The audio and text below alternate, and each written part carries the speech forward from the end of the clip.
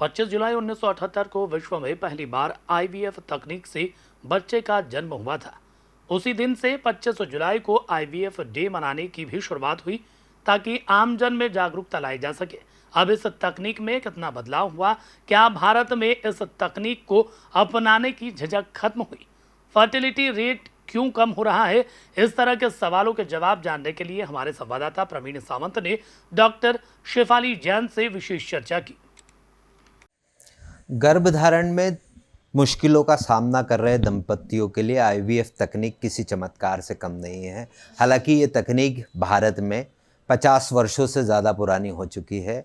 1978 में पहली बार कोलकाता में आईवीएफ तकनीक के माध्यम से बेबी का जन्म हुआ था। तब से लेकर अब तक कई बदलाव हो चुके हैं, लेकिन साथ ही साथ ये बात भी सामने आ रही है कि फर्टिलिटी रेट भी जो है वो कहीं ना कहीं कम होता जा रहा है। इन सब विषय पर हमारे साथ बात करने के लिए मौजूद हैं डॉक्टर शेफाली जैन मैम हैं।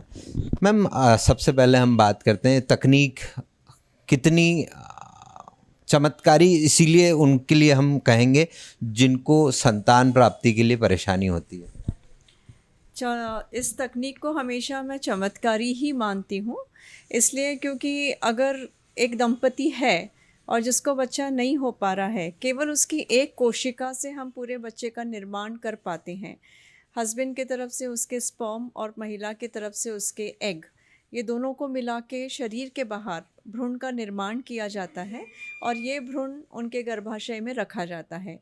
आज से कई साल पहले, मतलब आपने जैसे बताया 50 साल पुरानी तकनीक, तो जिनकी ट्यूब ब्लॉक थी या जिनके हस्बैंड के स्पर्म्स नहीं थे या जिनकी बहुत ज़्यादा अंदर प्रॉब्लम सी, टीबी की बीमारी थी या एंडोमेट्रियोसिस नाम की कुछ बीमारियां रहती हैं जिसमें गर्भधारण नेचुरल तरीके से हो ही नहीं सकता है, तो उनके लिए तो ये बहुत चमत्कारी ही मानेंगे।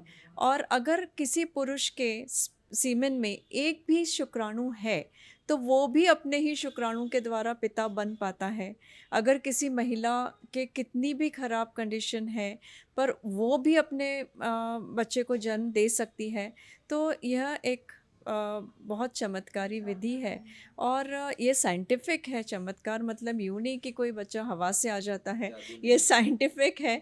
और इसमें और ये तकनीक को मैं इसलिए और अच्छा मानती हूँ क्योंकि जब हमने 32 साल पहले ये जब ट्रीटमेंट शुरू करा था, उसमें और आज में भी काफ़ी परिवर्तन आ गए हैं।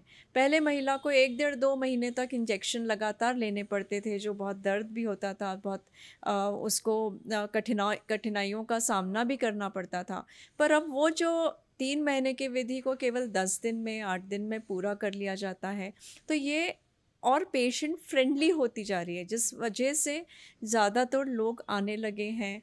जो चीज़ पहले माना जाता था कि ये हो सकता है कि अंडे कहीं से ले लिए जाएंगे, स्पर्म कहीं से ले लिया जाएगा, कुछ भी बच्चा हो जाएगा, ये बच्चा हमारा नहीं होगा, तो वो भी सब भ्रांतियाँ मिट गई हैं। मैं यही सवाल पर आ रहा था कि उन तकलीफ़ों के साथ क्योंकि लोगों को कन्विंस करना कि ये वैसा नहीं है, और ख़ासकर भारत देश जैसे देश में, विदेशों में तो इस तकनीक को बहुत जल्दी एक्सेप्ट कर लिया गया है, लेकिन भारत में इसमें काफ़ी समय लगा। आज भी जब ये 50 साल पुरानी तकनीक हो गई, आज भी कई लोग जो हैं इस तरह के सवाल उठाते हैं। ऐसे में किस तरह से लोगों को जागरूक किया गया? जागरूक मतलब सबसे पहले तो मैं यही बोलूँगी, आप लोगों की बहुत महत्वपूर्ण भूमिका रहती है। मीडिया मतलब जो रहता है वो उसको प्रोपोगेट करता है। दूसरा, हम ऐसा समझते हैं कि लोगों को एक विश्वास हो गया कि नहीं, ऐसा कुछ नहीं होता है, मिलावट नहीं होती है। अब जो चीज़ हमको पहले कन्विंस करना पड़ती थी कि आप इस ट्रीटमेंट को करवाइए, आप इस ट्रीटमेंट के लिए आइए, अब पेशेंट खुद ही आते हैं और खुद ही बोलते हैं कि हमको मैडम अब कुछ नहीं करना है, हमको सीधे आप टेस्ट ट्यूब बेबी करो, जिसमें 70-80% रिज़ल्ट होते हैं। और दूसरी महत्वपूर्ण भूमिका रहती है बॉलीवुड की। कई सारे जो बॉलीवुड स्टार्स रहते हैं वो आईवीएफ के द्वारा प्रेगनेंसी करते हैं। तो कई बार जब सरोगेसी के लिए पेशेंट आते थे, अरे मैडम वो जो आमिर खान ने कराई थी, जो शाहरुख खान ने कराई थी, वो हमको वो ट्रीटमेंट चाहिए। तो ये अब काफ़ी लोग उसको एक्सेप्ट कर लेते हैं। और जब उनको मालूम पड़ा कि भाई उन्हीं के अंडे रहते हैं, उन्हीं के स्पर्म रहते हैं, उन्हीं की बच्चेदानी, वही माँ बनेगी, तो अब इतना कन्विंस करने में दिक्कत नहीं आती, बल्कि वो हमारे पास आते हैं कि हमको वो ट्रीटमेंट चाहिए। 25 जुलाई 1978 को पहली बार जब ये हुए थे, लुइस जॉयस जो हैं वो पैदा हुए, इस ब्राउन। उसके बाद से लेकर अब तक जो तकनीक में बदलाव आया, उससे कितना कारगर हो गई है ये तकनीक? काफ़ी सारे बदलाव आए, जैसे आपको बताया कि स्पर्म्स जो नहीं मिल पाते थे उनको हम एक सुई के द्वारा निकाल लेते हैं। अंडे मान लीजिए किसी के नहीं होते हैं तो उनको अंडे के बढ़ा सकते हैं, उसकी शक्ति बढ़ा सकते हैं। विशेष पद्धति, विशेष दवाइयाँ आई हैं जो कि पहले कमर पे इंजेक्शन लगते थे, अब चमड़ी के नीचे एक सिर्फ मच्छर काटे जैसा इंजेक्शन लगता है। लैब में बहुत परिवर्तन आए, क्योंकि जो एक माँ के पेट जैसा वातावरण बनाया जाता है जिसमें इंक्यूबेटर होते हैं वो बहुत एडवांस हो गए हैं, उसमें बेहतर कंट्रोल होते हैं, सारे एनवायरनमेंट को बेटर तरीके से कंट्रोल किया जाता है, क्योंकि तकनीक जो है वो बहुत एडवांस हो गई है। बेटर माइक्रोस्कोप्स होते हैं, बेटर तकनीक होती है।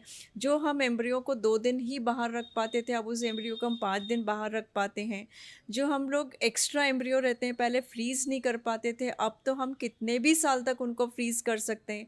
मान लीजिए आज किसी ने एक बच्चा पैदा किया, अब उसको अगले 5 साल या 10 साल बाद दूसरा प्लान करना है, तो उसके तो एम्ब्रियो फ्रीज़ रहते हैं, तो उसको पूरी तकनीक दोहराना नहीं पड़ती है। तो बहुत सारे एडवांसमेंट हो गए, लेज़र उसमें आ गया है, लेज़र असिस्टेड हैचिंग, जिससे इम्प्रूव हो जाते हैं। एम्ब्रियो ट्रांसफ़र की तकनीक, जो भ्रूण रखे जाते हैं बच्चेदानी में, उनके बेहतर फॉर्म्स आ गए हैं। कैथेटर्स, मीडिया, सब चीज़ों में बिल्कुल एडवांस तकनीक तो आ गई, लेकिन अत्याधुनिक जो जीवन शैली है उसके कारण कहीं ऐसा लग रहा है कि फर्टिलिटी रेट कम हो गया। कई जो पेशेंट शायद पहले 2 या 4 की संख्या में आते थे, उनकी संख्या बढ़ती जा रही है। ये तो बिल्कुल आपने सही बोला। जब हम पढ़ते थे तो 10 में से 1 पेशेंट को प्रॉब्लम होती थी, आज हम देखते हैं कि 6 में से 1 पेशेंट को प्रॉब्लम होती है। और इसलिए होता है क्योंकि लड़कियां डिले करती हैं अपना चाइल्ड बेयरिंग, मतलब वो भी कुछ करना चाहती हैं। बहुत सारे ये आजकल मैं ये भी बोलूँगी कि स्मोकिंग, अल्कोहल, सीडेंट्री लाइफ, मतलब काम नहीं करना, ज़्यादातर हम लोग टीवी पे, मोबाइल पे, सोशल मीडिया से कनेक्टेड रहते हैं। आज 4 लोग भी घर में बैठे रहेंगे तो सब अपने अपने मोबाइल पे रहेंगे, तो इन सब के भी रेडिएशंस होते हैं। काम में बहुत व्यस्तता हो गई है, बहुत बिजी लाइफ हो गई है। ऐसे कई अन्य सारे कारण हैं, खान पीन, एनवायरनमेंट, और इन सभी चीज़ों के कारण डेफिनेटली केसेस तो बढ़ गए हैं और प्रॉब्लम्स बढ़ गई हैं। पर टेक्निक भी उतनी बढ़ गई है, ट्रीटमेंट भी उतने बढ़ गए, सेंटर्स भी उतने बढ़ गए, डॉक्टर्स भी उतने बढ़ गए। एक फ्रीजिंग की बात आपने की है, इस तरह की बातें सामने हमने सुनी है, या आप ज़्यादा उसको बेहतर बता सकते हैं कि लड़कियां जो शादी अभी नहीं करना चाहती लेकिन वो अपने एक फ्रीज कराना चाहती, ये इस तरह की आते हैं आपके पास? बिल्कुल आते हैं। आजकल कॉलेज की लड़कियां आती हैं कि भाई अभी मुझे नहीं करना है। कुछ हमारे पास ऐसी लड़कियां आती हैं जो आईएएस के एग्ज़ाम्स दे रही हैं, कॉम्पिटिटिव पढ़ाई कर रही हैं, या कोई बहुत हाई उस पे पोस्ट पे है, जो कि अभी उनके ऑफिस से ही मना किया कि भाई अभी आप ये सब चीज़ों के बॉन्ड्स होते हैं।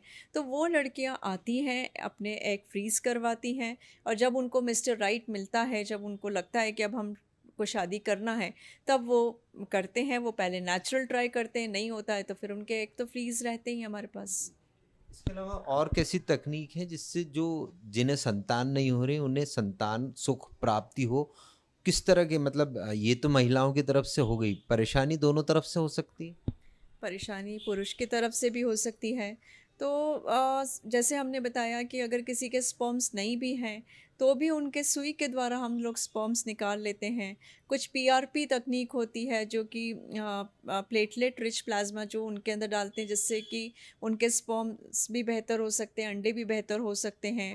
और कुछ इसमें बहुत एडवांसमेंट्स हो गए हैं, मतलब इवन मेल फर्टिलिटी में बहुत सारे एडवांसमेंट हो गए, जिसके कारण जैसे आपको बताया कि एक भी स्पर्म हो तो भी वो अपने बच्चे का पिता बन सकता है। मैम, ये आईवीएफ डे मनाते हैं आज 25 जुलाई को, आईवीएफ डे जागरूक करने के लिए लोगों को, अब आपको है ज़रूरत कि अभी भी जागरूकता फैलाने की? देखिए, जागरूकता एक चीज़ है, पर जो लोग इसके पीछे काम कर रहे हैं उनको भी कुछ प्रोत्साहन चाहिए। मान लीजिए मेरी एक टीम है जो सामने नहीं आ पाती है, वो प्लेबैक सिंगर्स की तरह होते हैं, जो बहुत मेहनत करते हैं, अपना पूरा दिन रात मेहनत, दिल दिमाग सब तरह से वो एम्ब्रियोज़ डेवलप करते हैं, जिनको सक्सेस भी नहीं मालूम होती कि भाई कितने लोगों को फ़ायदा हुआ, कितने लोगों को। तो उनको हमें एक ट्रिब्यूट देना रहता है, या उनके लिए ग्रैटिट्यूड डे है, या उनको हमको थैंक्स देना पड़ता है जो उसके पीछे बहुत मेहनत करते हैं। तो आईवीएफ डे तो डेफिनेटली मनाना चाहिए। फिल्मों का आपने जिस तरीके से जिक्र किया कि असर होता है, एक फिल्म आई थी, आयुष्मान खुराना की फिल्म आई थी, विक्की डोनर करके फिल्म थी। उसके बाद कई लोगों में इस तरह की भ्रांतियां हुई कि ये कोई भी आता है, किसी का भी स्पर्म जो है वो डोनेट करके और उसके साथ वो किया जाता है। इस तरह के सवाल आते हैं आपके सामने कभी? अब नहीं आते, क्योंकि अब 2021 में हमारे देश में लॉ आ गया है। हमारे इसमें बहुत जो oocyte बैंक होते हैं, स्पर्म बैंक होते हैं, केवल रजिस्टर्ड बैंक ही होते हैं जो स्पर्म्स दे सकते हैं। तो अब वो चीज़ नहीं रह गई है कि भाई वो कहीं भी ले लिया, कुछ भी कर लिया। वो सिर्फ पिक्चरों में कितनी बात सही रहती है वो आपसे बेहतर कौन जान सकता है। तो हर चीज़ जो दिखाया जाता है वो सही नहीं होती है। ऐसे कई फ़िल्में आई जिसके सरोगेसी के ऊपर आई कि भाई वो घर में रख लेते हैं, एक्चुअली ऐसा कुछ होता ही नहीं है ट्रीटमेंट में। तो इस तरह का नहीं होता है, ये सब अंडर लॉ है, अंडर प्रोटेक्शन है। जो स्पर्म डोनर रहते हैं या जो एग डोनर रहते हैं, उनका पूरा फैमिली ट्री या उनको पूरे तरह से देखा जाता है कि उनमें कोई इन्फेक्शन तो नहीं है, या हम किस तरह के स्पर्म दे रहे हैं उस पर बहुत कड़ी निगरानी रखी जाती है। और इन सब चीज़ों के लॉज हैं जिस पे बहुत बड़ा जुर्माना भी होता है। नेचुरल है जब दंपत्ति माता पिता बनते हैं, उन्हें तो खुशी होती है, लेकिन आपके चेहरे पर उस समय क्या रौनक आती जब उन्हें जो ऐसे निसंतान हैं उनको उनकी गोद में जो है वो बच्चा खेलते हुए नजर आता है? देखिए, ये बहुत अहम सवाल है और बहुत ज़्यादा खुशी होती है इन सब चीज़ों में।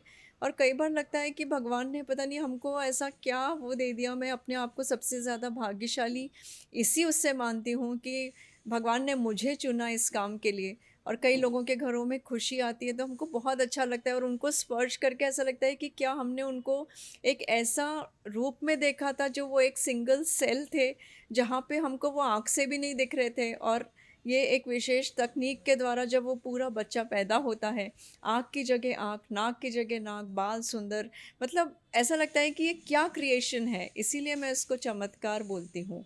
और मैं भगवान को हमेशा धन्यवाद देती हूँ कि आज हमको उसका सूत्रधार बनाया भगवान और पेशेंट के बीच में, जो हम ये लोग काम करते हैं, उसके लिए मैं बहुत भाग्यशाली मानती हूँ अपने आप को।